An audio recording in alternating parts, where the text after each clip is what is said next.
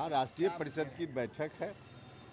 Party के संगठन का चुनाव चल रहा है, उसका समापन है एक तरह से कल। उसी क्रम में राष्ट्रीय अध्यक्ष के चुनाव की औपचारिकता को पूरा करने के लिए आज पहले राष्ट्रीय परिषद की बैठक होगी और फिर कल खुला अधिवेशन होगा।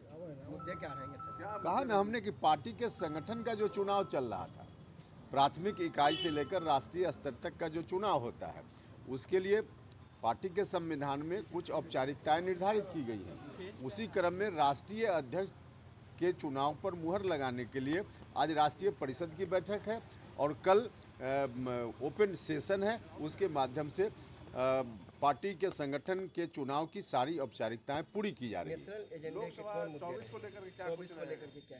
नहीं, देखिए, एजेंडा कुछ समय आ जाए वो अलग विषय है, लेकिन अभी जो पूर्व से निर्धारित कार्यक्रम है वह यही है कि पार्टी के संगठन की जो औपचारिकता है उसको पूरा करने का काम करना है। बाकी चर्चा वहाँ होगी, अगर कोई और विषय पे तो चर्चा होगी। कुर्नी की हार को लेकर बीजेपी कह रही है कि 25 की शुरुआत दिख रही है। अच्छा, बीजेपी के लोगों को उनके कहने से क्या फर्क पड़ता है? भारतीय जनता पार्टी पहले अपनी ओर देखे। देश में 3 जगह मेजर चुनाव था।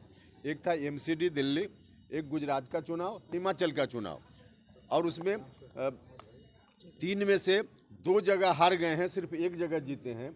जहां पहले से एमसीडी चुनाव में उन्हीं का था, वहां भी हार गए हैं और उसके बावजूद जश्न मना रहे हैं देश भर में बीजेपी के लोग। अब हार कर भी लोग जश्न मनाते हैं तो भगवान ही मालिक है। अब उनकी बातों की क्या व्याख्या करनी? अनिल सैनी इस्तीफा मांग रहे हैं मुख्यमंत्री से। अरे भैया, कोई इंडिविजुअल क्या बोल रहा है उसका कोई मतलब नहीं।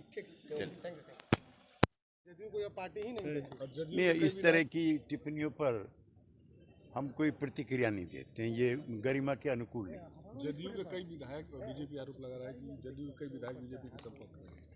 वो पूरी की पूरी बीजेपी हमारे संपर्क में। ऐसे आरोपों का, ऐसे सवालों का कैसे हम जवाब दें, बताइए? ये तो बिल्कुल निम्न स्तर के और बिलो द बेल्ट किस्म के आरोप और प्रत्यारोप पे। कोई वैचारिक बात हो, कोई सैद्धांतिक बात हो, कोई कार्यक्रम हो तो उस पर हम अपनी प्रतिक्रिया दें।